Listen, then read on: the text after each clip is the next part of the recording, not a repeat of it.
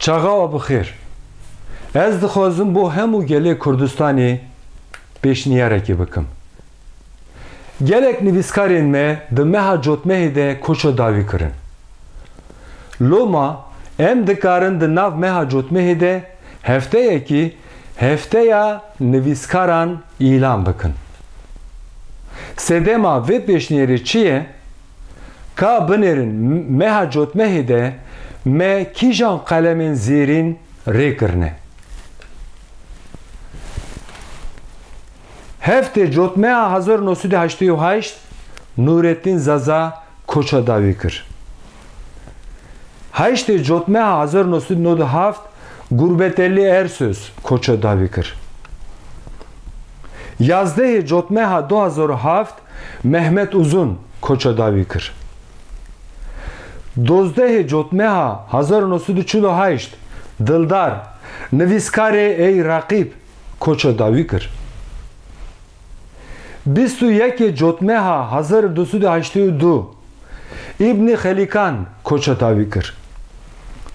22 cotmeha 1984 Cigerxwîn Helbestvanê Mezin koça dawî kir. 24 cotmeha 1997 Casimê Celîl koça dawî kir. Casimê Celîl apê Casim bavê Profesör Celîlê Celîl û Orduxanê Celîl e her wiha bavê müziknaz Meta Cemile ye. Cemila Celîl.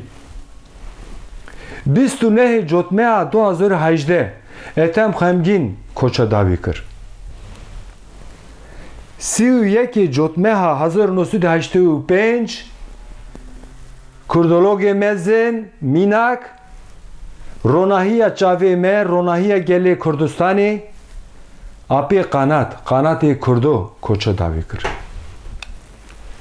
Erê ez bawerim sedema pêşniyara min niha zelal bû.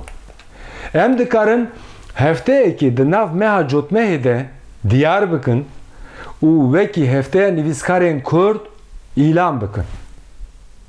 Em dikarin wê hefteyê gelek bajarên cuda, çalakiyên cuda li dar bixin. Li Silêmanî, Hewlêr, Amed, Sinek, Kobanî û Qamişloyê. Wê hefteyê em biçin ser gorên nivîskarên xwe. Herkes li ser dîna xwe ji wan re duayan bike. Bi rêya van çalakiyan em dikarin hemû nivîskarên ku koça dawî kirine bi bîr bînin. Cotmeh yan çile fark nake. Hemû nivîskarên xwe. Xebatên wan nîşanî nifşê nû bidin. Ji zerdeştê kal bigire heya Ahmedê Xanî û Pîremerd. Me ne tenê bi alfabeya Aramî Latînî û Kurdî nivîsiye. Bi hezaran salin bav û kalên me, giregirên me bi gelek alfabeyên cuda nivîsandine. û ne tenê bi zimanê Avesta û Kurdî. Wextê Babilê Akadî jî nivîsandine. Dema Herodot Yunanî jî nivîsandine. Heya îro bi Farsî, Erebî, Osmanî, Ermenî, Rusî û zimanên cuda jî nivîsandine. û bi her zimanî nivîskarên mezin derxistine û bûne ronahî ji bo milletan. Îro jî ev kevnişopî bi zimanên Kurdî û zimanên cuda berdewam e. Helim Yusuf, Bextiyar Ali, Karoş Taha, Menaf Osman û gelek navên din li ser rêça bav û kalên xwe dimeşin. Em dikarin hefteya nivîskaran li ser mijarên cuda konferansan li dar bixin. Bo nivîsandin û dokumantasyonê gelek pêdiviyên me hene. Em wan biaxivin.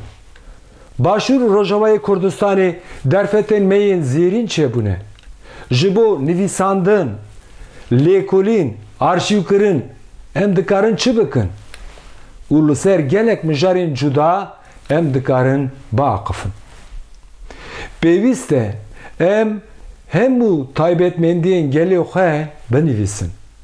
Nivîs bingeha her kariye, her xebatî. Kurdistan û gelê Kurd bahre me tenê kaniyek vexweriye bo nivîsandinê.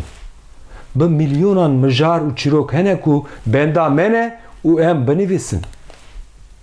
Vek minak bazı 5000 gundê me wêran kirin. Pêwîst e yekû em çîrokên wan gundan binivîsin. Li Bakurê Kurdistanê Roma reş 4000 gundê me wêran kirin.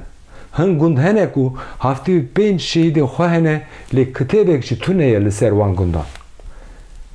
Hiç kesek xwe naxapîne me hên tiştek nenivîsiye em hên destpêkê de ne. 10 dînên me hene û li Kurdistanê bi 10,000 ziyaret Tırk, cihên pîroz hene. Me ji wan çend hep nivîsandiye. Ez ji biyologên Kurd bipirsim. Giyayên kîjan çiyayên Kurdistanê hatine nivîsandin? Em werin cemhev û şagirtên zanîngehên Başûr û Rojavayê Kurdistanê teşwîqî lêkolînên mijarên cuda bikin.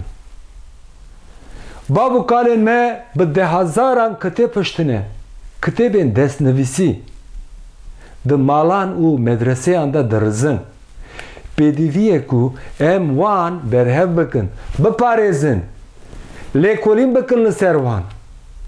û wekî kitêb yan jî PDF ji nû ve biweşînin. Yani tona kar û xebat benda me ye. Pêşniyara min ez dibêjim 21 û 31 Cotmehê em wekî hefteya nivîskarên Kurd îlan bikin. 21 Cotmehê İbn Xelîkan e û 31 Cotmehê mamosteya Qanatê Kurdo ye. Gelê Kurd xwedî dîrokek dur û dirêj e. Binêrin 1282 me İbn Xelîkan rê kiriye. Bi vê münasebetê hemû nivîskarên ku rêya gelê me ronî kirine, hêz û moral dane, maneviyata me têr kirine, carek din bibîrtînin. Ji dîneverî bigire Heya Celadet Bedirxan û Apê Musayê Kal. Gelê Kurdistanê xatirê we.